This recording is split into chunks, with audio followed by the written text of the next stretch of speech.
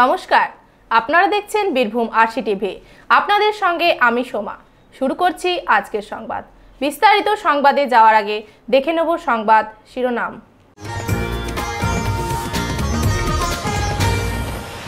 রাত পোহালে শুরু ঐতিহ্যবাহী জয়দেব মেলা।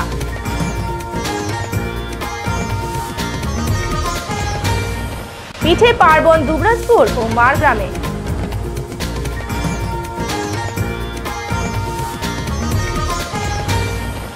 বিদ্যুৎ দপ্তরের কর্মী পরিচয় দিয়ে আটক 2 প্রতারক।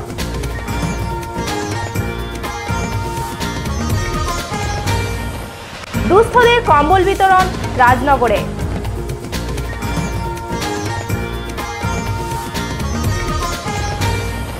বাঁধনা পরবে মাতল মোহাম্মদবাজারের আদিবাসীরা।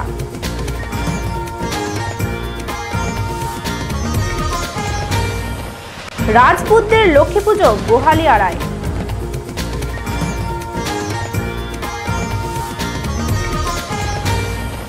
ইলামবাজারের উপর দেলোরা গ্রামে ক্রিকেট টুর্নামেন্ট।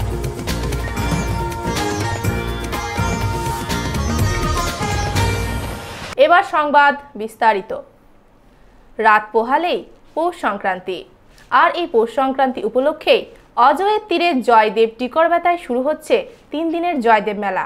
এই ঐতিহ্যবাহী মেলায় আজ থেকেই পুণ্যার্থীরা আসতে শুরু করেছেন। ভিড় করছেন রাধা বিনোদ মন্দিরে। ভোর হলেই অজয়ের তীরে পুণ্য স্নানের পর তাদের রাধা বিনোদ মন্দিরে পুজো দিতে দেখা যাবে।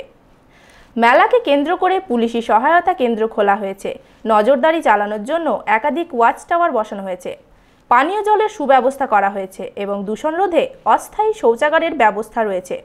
স্থায়ী ও অস্থায়ী মিলে শতাধিক আখড়া রয়েছে জয়দেব ও অজয়ের চরে। আজ থেকেই আখড়াগুলিতে কীর্তন, বাউল ও গানের আসর বসেছে। সেই সাথে চলছে নরনারায়ণ সেবা।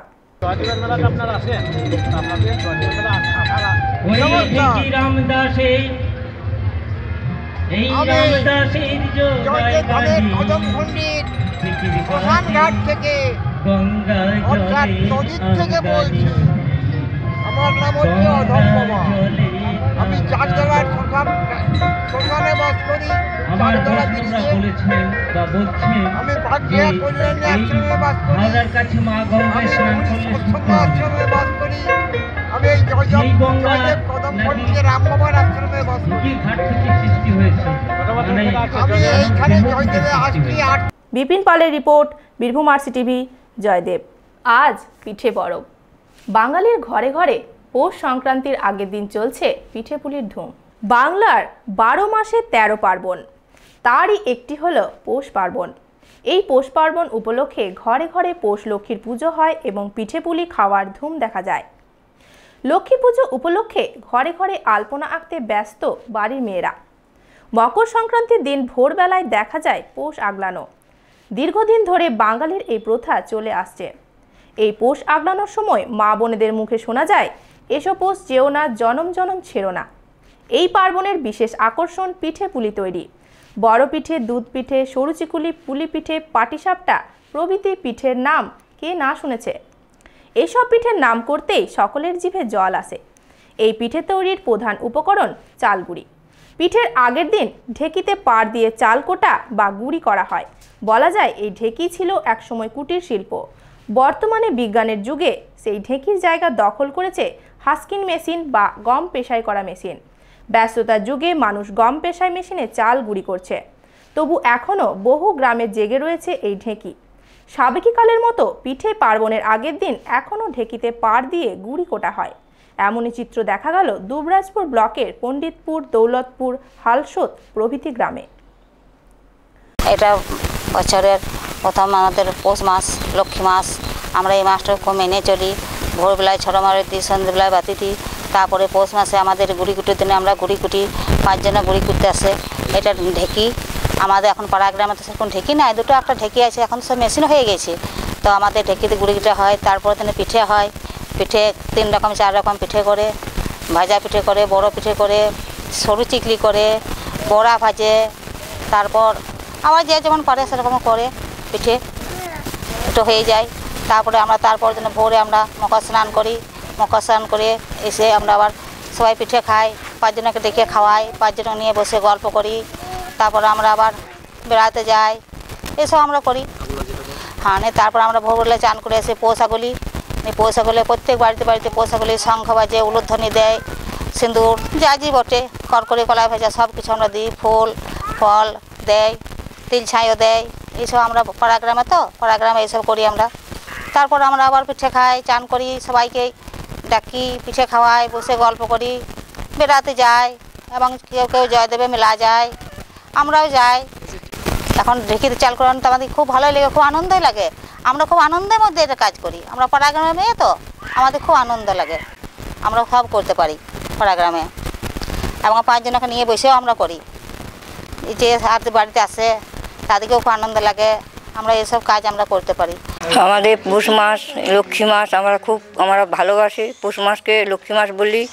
আর আমরা ঢেঁকিতে চাল কুটি, সবাই মিলে যাই, আনন্দ করি। আর রাত্রে ভোরবেলাতে সব আমরা মারুলি পাতি, পৌষ আগুলি, তা মকর চান করতে যাই।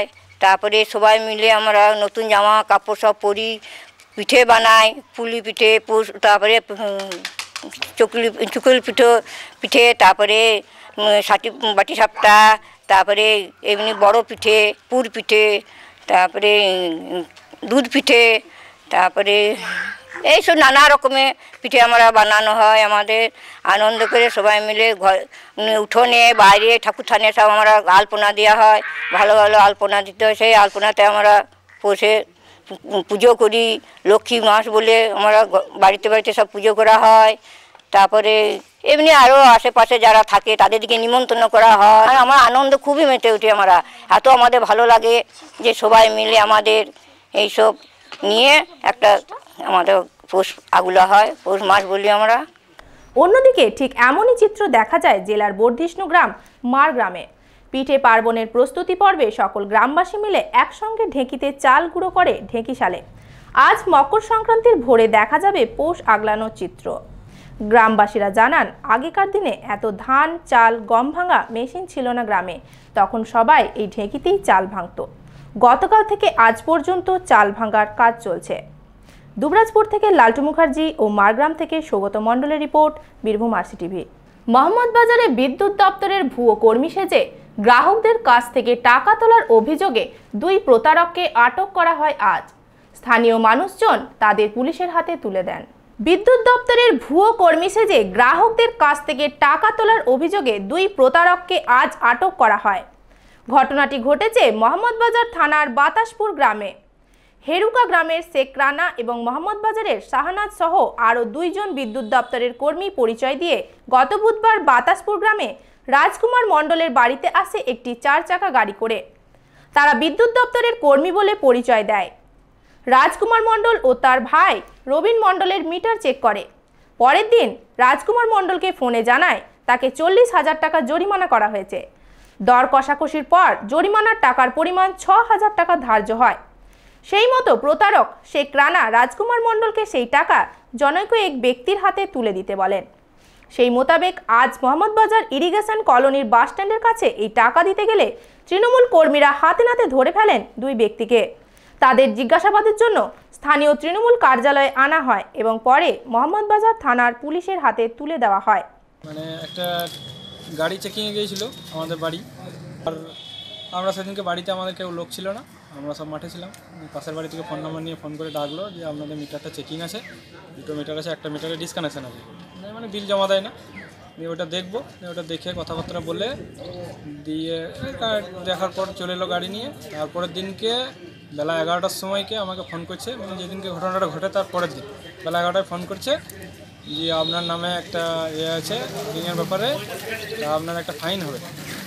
কত টাকা ফাইন? এরকম 40,000 টাকা। স্যার এটা অনেক বেশি হয়ে যাচ্ছে, আর এটা হবে বা কেন, এরকম ব্যাপার বলে বলে কত টাকা ফাইন হবে? বলছি 40,000। দিয়ে বলছে মিনিমাম 10,000 টাকা আপনার লাগবেই। আমি দিতে পারবো না অত টাকা, আমার টাকার খুব সমস্যা, আমি এমনি শান্তি একটা কাজ করি। যখন বলছেন তখন যাক কোনো রকম কথাবার্তা বলে 5,000 আমি বলেছিলাম। আদৌ কি আপনি হুকিং করতেন? না না, 6,000 টাকাটা এখানে বাড়িতে গিয়ে মানে গ্রামে খোঁজ নিলেই বুঝতে পারা যাবে যে হুকিং করি না কি করি না। আমার এমনিতেই বাড়িতে 2টো কানেকশান আছে, আমরা 2 ভাই আছি, 2 ভাইয়ের 2টো আলাদা মিটার আছে, এই জন্যই এটা মানে বলেছে। দিয়ে পরের দিনকে বললে যে টাকাটা লাগবে, শনিবার দিনকে আমি ডেট দিয়েছিলাম এই ব্যাপার, তাহলে কবে টাকাটা দেওয়া হবে, শনিবার থেকে আজকে সোমবার, আজকে সোমবার তো নাকি, সোমবারে কথা করে কিছুক্ষণ আগে টাকাটা হাতে দিয়ে যাবে। কত? 6000 টাকা দিয়ে পার্টি বেসের ছেলেটা ধরে নিয়ে যা হচ্ছে জিজ্ঞাসাবাদ হচ্ছে।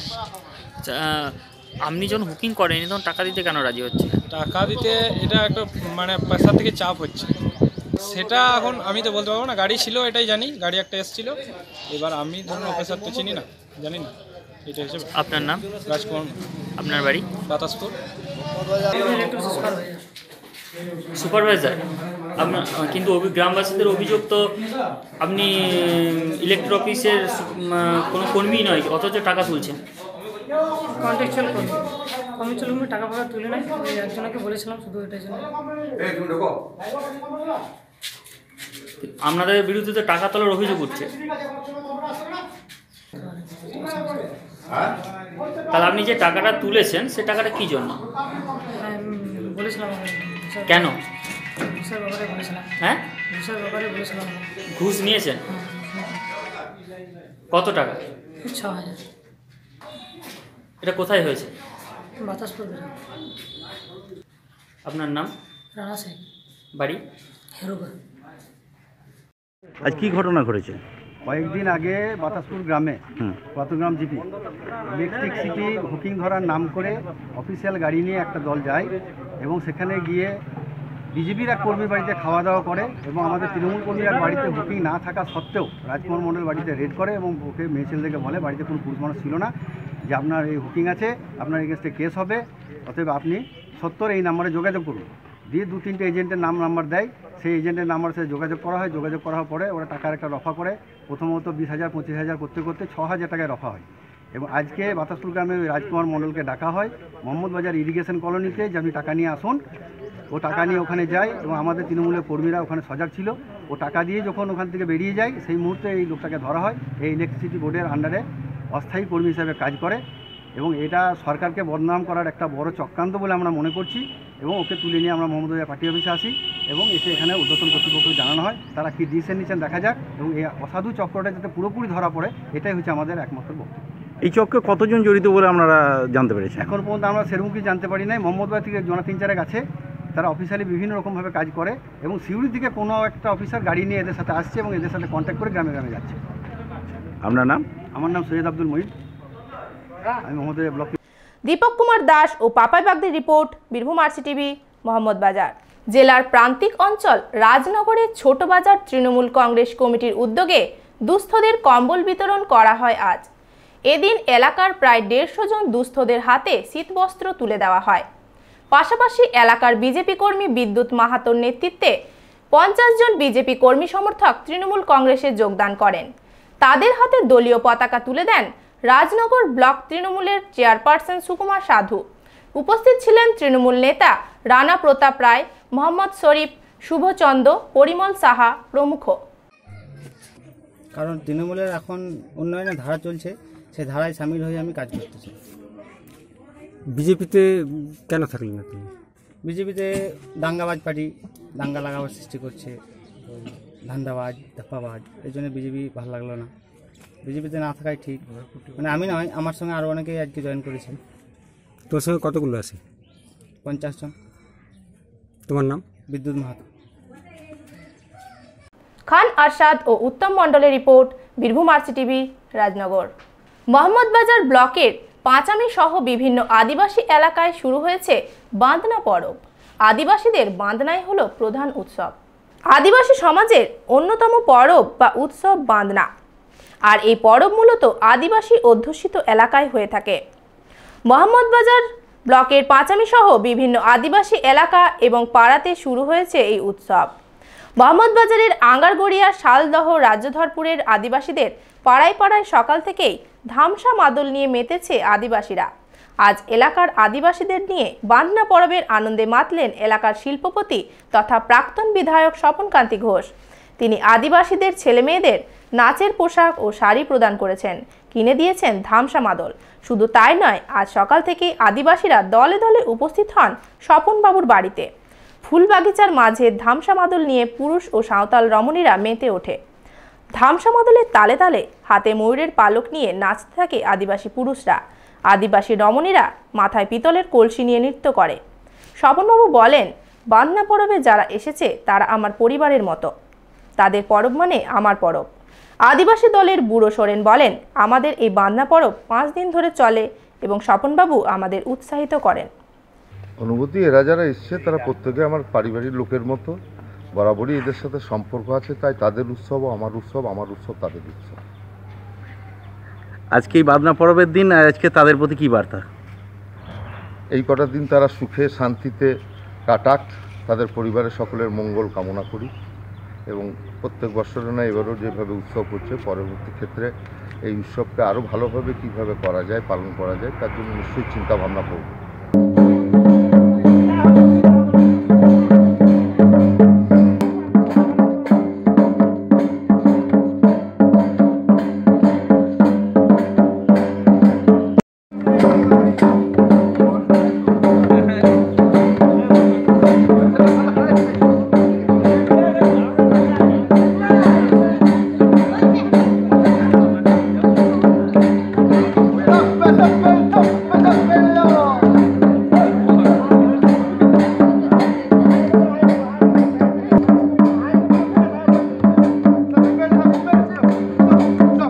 পাপাই বাগদি ও দীপক কুমার দাসের রিপোর্ট, বীরভূম RCTV, মোহাম্মদ বাজার। আজ দুবরাজপুর ব্লকের গোহালিয়ারা গ্রাম পঞ্চায়েতের অন্তর্গত বারাবন গ্রামে প্রাচীন রাজপুতদের পৌষ লক্ষ্মী পুজো আজও ঐতিহ্য বহন করে চলেছে। আনুমানিক 300 বছরের প্রাচীন এই পুজো। মুর্শিদাবাদ জেলার কাঁদির জমিদারদের কাছারি বাড়ি ছিল এই বারাবন গ্রাম। সেই সময় থেকে গ্রামের নায়েব সুধাংশু সিংহ এই পুজোর সূচনা করেন। এই পৌষলক্ষ্মী উপলক্ষে নানান সাংস্কৃতিক অনুষ্ঠান ও নরনারায়ণ সেবার আয়োজন করা হয় বারাবন গ্রামে। সোমনাথদের রিপোর্ট, বীরভূম RCTV, গোহালিয়ারা। ইলামবাজার ব্লকের উপর দেলোরা ইয়ং স্টারের পক্ষ থেকে এক ললিপপ ক্রিকেট টুর্নামেন্টের আয়োজন করা হয়েছিল গত 9ই জানুয়ারি। আজ চূড়ান্ত পর্যায়ের খেলাটি সম্পন্ন হলো। 5 দিন ধরে এই শীতের মরশুমে ক্রিকেট মাঠের প্রতিদ্বন্দ্বিতা উপভোগ করার সুযোগ জেলার ক্রীড়াপ্রেমীদের তেমন একটা হয় না, কিন্তু তার উজ্জ্বল ব্যতিক্রম দেখা গেল ইলামবাজার ব্লকের উপর দেলোরা গ্রামের ইয়ং স্টারের উদ্যোগে ক্রিকেট টুর্নামেন্টে। জাতীয় সঙ্গীত দিয়ে ফাইনাল খেলা শুরু হয় এবং 2 দলের খেলোয়াড়রা একে অপরের হাতে হাত মিলিয়ে খেলা শুরু করে। গত 9ই জানুয়ারি থেকে শুরু হয় এই প্রতিযোগিতা। আজ ফাইনাল খেলার মধ্য দিয়ে এই প্রতিযোগিতার সমাপ্তি ঘটে। এই দীর্ঘ সময়ে শীতের উষ্ণমধুর রোদ্দুর গায়ে মেখে ক্রিকেট প্রেমীরা 60টি দলের খেলা দেখার এবং উপভোগ করার সুযোগ পেয়েছেন। টান টান লড়াইয়ের শেষে আজ 14ই জানুয়ারি ফাইনাল খেলার প্রতিদ্বন্দ্বিতা করে আকনা বিদ্রোহী সংঘ বনাম ঘুরিসা বামাকালী সংঘ। আজকের খেলায় আকনা বিদ্রোহী সংঘ বিজয়ী হয়। বিজয়ী দলকে ইয়ং স্টারের পক্ষ থেকে ট্রফি সহ 3000 টাকা এবং বিজিত দলকে ট্রফি সহ 2000 টাকা প্রদান করা হয়। তাছাড়াও best player, man of the match ও ম্যান অব দ্য সিরিজকে পুরস্কৃত করা হয়। ইয়ং স্টারের পক্ষে জহিরুদ্দিন, মোবারক হোসেন, জামান খান জানান, ক্রিকেট খেলার মতো কোনো পরিকাঠামো না থাকা সত্ত্বেও ইয়ং স্টারের সদস্যদের প্রচেষ্টার কোনো খামতি ছিল না। অস্থায়ীভাবে ক্রিকেট পিচ তৈরি করে বছরের শুরুতেই টুর্নামেন্ট আয়োজন করেছি আমরা। সালমান মণ্ডলের রিপোর্ট, বীরভূম RCTV, ইলামবাজার। আজকের সংবাদ এই পর্যন্ত। পরবর্তী সংবাদের জন্য চোখ রাখুন বীরভূম RCTVর পর্দায়। নমস্কার।